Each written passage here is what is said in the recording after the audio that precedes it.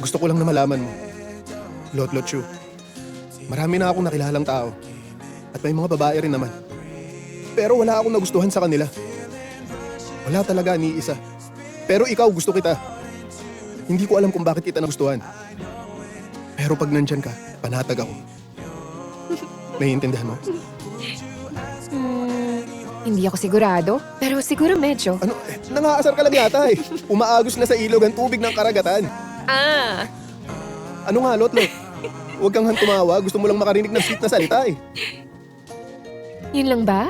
Yun lang. Pwede bang maging girlfriend na kita? Hindi. Bakit naman? Hindi nga. Ano ba? Busted na nga dati, busted pa rin ngayon. Ano pa bang gusto mong gawin ko, ha? Sinabi ko na maghintay ka bukas. Bukas pagkagising ko. Maglalagay pa ako ng makeup at ng magandang dress. Sabihin mo ulit yan sa tabing lawa, sasagot ako. Baka ikis pa kita. Paano kung ngayon na lang kaya? Ano kaya?